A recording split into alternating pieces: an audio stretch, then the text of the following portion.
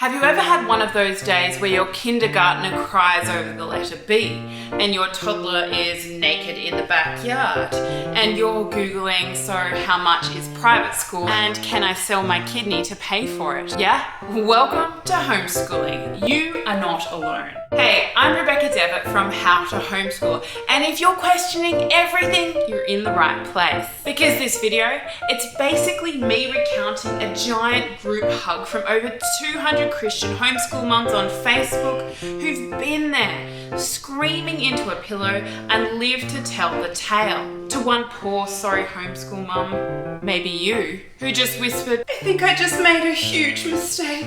This isn't just my wisdom, it's crowdsourced survival advice from hundreds of mums who said, yep, I felt that way and I wanted to quit too. And then I didn't. So let's look at 7 survival tactics for the Christian homeschool mum who's this close to quitting. Repeat after me. I am not a failure. I'm just a student. It's kind of like breastfeeding or assembling IKEA furniture. You think it's natural, but then all of a sudden you're leaking emotions and you're surrounded by bits that don't seem to fit anywhere. That I want to quit feeling, totally normal. Every homeschool mum has had a moment where she's seriously considered re-enrolling her kids into school, and possibly herself too.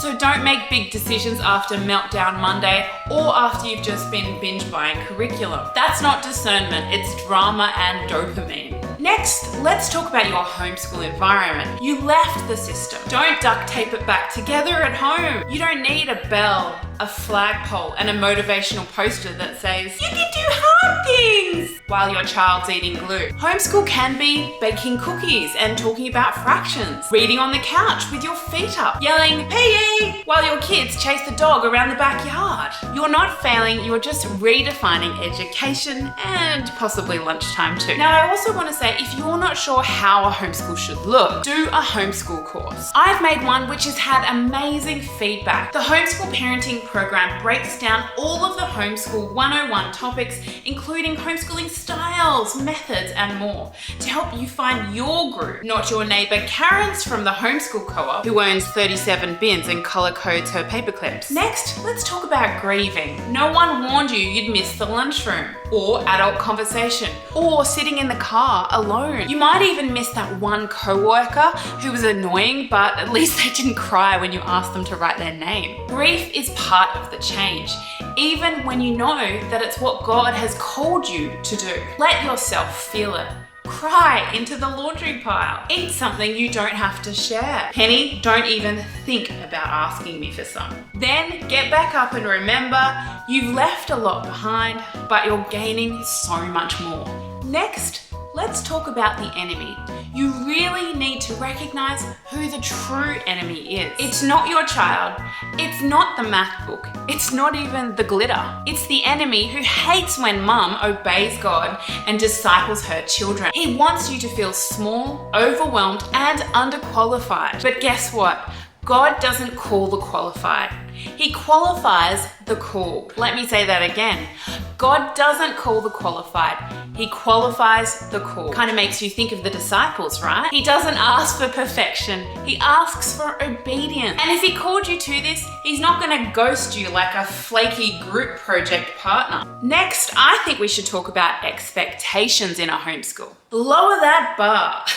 No, even lower. If your 5-year-old only learns how to zip their hoodie this week and recognize the letter S, then you're winning. You don't need to do all the subjects every day. Start slowly, one subject, then another. Then maybe, just maybe, you'll work up to a full day without any tears. Yours, not theirs. And if the day goes totally off the rails, just call it a life skills day and move on. You're the principal and you make all the rules. And here's the good news. Research shows that homeschoolers consistently perform well academically. So even if you feel like you're barely holding it together, your kids are statistically likely to turn out pretty good. Case in point, my parents homeschooled me and my siblings with no teaching degrees, limited limited resources and the honest expectation that we'd probably become ditch diggers and checkout chicks because we were homeschooling. But to them, knowing God was more important than any career path. Well, one of my brothers ended up being an architect turned pastor.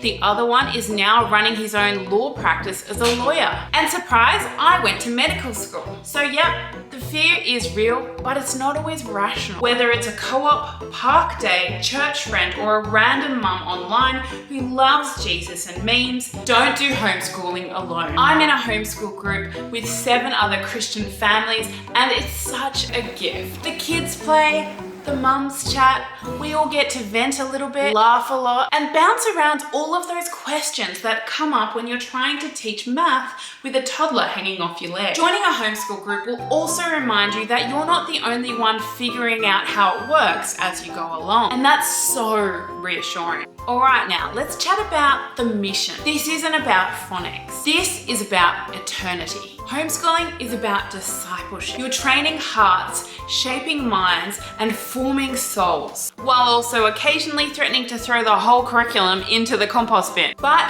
your obedience matters. Your sacrifice matters, and even your messy house matters. So when you feel like quitting, zoom out. God sees the whole story and He's using you in it. But what about those days when you do feel like quitting and moving to New Zealand? Well, on days like that, you should read one of these book titles which the Christian homeschool moms were amazing at recommending. Homeschool Bravely, Teaching from Rest, The 4-Hour School Day, For the Children's Sake, Wild and Free, Educating the Wholehearted Child, Get Out of Your Head, and of course, the Bible, the best homeschooling guide there is. So mama, you got this. You don't have to be perfect. You just have to be present. And when you feel like quitting, remember, don't make a permanent decision on a temporary bad day. If you need help with curriculum, schedules, doubts, or even just someone to tell you you're not crazy, check out the Homeschool Parenting Program.